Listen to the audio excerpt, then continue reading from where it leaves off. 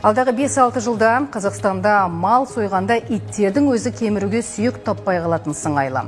Өйткені Түркістан облысы Сайрам ауданында кәсіпкер қаннан тыңайтқыш, сүйекті сығып сабынға май, жеуге жарамсыз бездермен өзге де қалдықтардан балық пен тауыққа жем шығара бастады.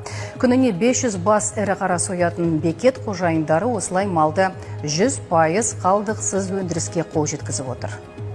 Жасыратыны жоқ, бұған дейін мал сойып ет өткізетін шаруа малдың жарамсыз бөлшектерін итке ішек қарнын тегін тастап кететін. Енді ол заман келмеске кетті. Серіктестік ішек қарнының барлығын жартылай дайын өнімге айналдырады. Ал шыққан сүйек пен майды сығып, сөлін алып, қалғанын без бен ішек шабақты араластырып, тәулігіне 2 тонна ақуызға бай жем шығарады. Ол тауық пен балықты тез семіртеді. Мысалға бездері бар, майы бар, отход майлары бар. Соның бәрі түсетті, осы зауытта өңделеді бәрі.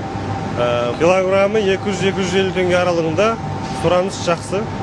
Тауық фермалар алады, қазір балық фермада тұр. Бұған дейін мал сою бекеттеріндегі ең басты мәселе ол малдан шыққан қанды жою болатын. Өйткені қанды сыртқа төгуге болмайды, сондықтан бекет қожайындары қалдықты жоюда әжептәуір қиналатын. Енді оның да шешімі табылды. Қазір сайрамдық кәсіпкерлер қаннан мынандай тыңайтқыштар өндіріп жатыр. Ол өнім қара жер үшін таптырмас тыңайтқыш, жердің құнарлығын арттыратын өнімге сұраныс көп.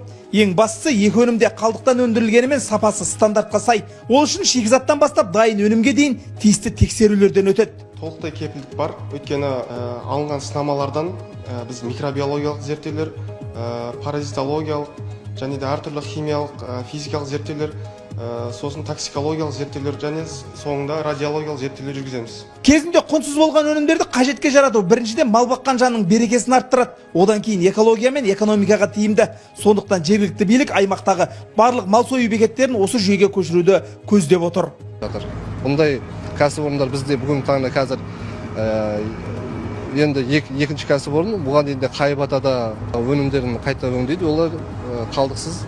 Енді тағы да бір-екі кәсіпорындар жұмыс атқаруға осыған арғы дамытуға құлшынып отыр. Айтып өту керек, бір ғана Сайрам ауданының өзінде 17 мал сою бекетінде тәулігіне 2000 бастай ірі қара сойылады. Әрбірінен 20-25 келі ішек қарын мен 5-6 келі жарамсыз ет пен сүйек шығатынын ескерсек, күн сайын 50 тоннадай өнім қайта өңделеді. Оның экономикаға пайдасы да ұшан теңіз. Мақсұт Жарылқасын, Данияр Мәметов, Атамекен бизнес арнасы, Түркістан облысы.